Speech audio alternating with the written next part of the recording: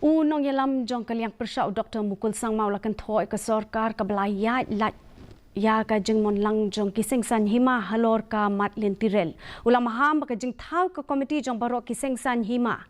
Klem ka jeng menjur lang jong barok ki parti kala banlong ka bem seso. Ula banjur baka jeng ikren ka dei banlong hapedeng kinong yalam seng san pertai haswa ban ikren bet ki weipan. Wat hapedeng ka jeng persya ki bobon. Menteri rang ba ulah kular ba ka komiti kan ya cakmat bagi jing temu jongka. Keseng Kongres bat VPP kilaweng no Ïadei nak ni ke komiti. What I said, what is that committee?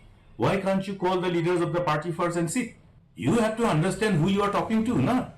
You have to understand what are the, the overall issues which will crop up in the course of discussion at different level.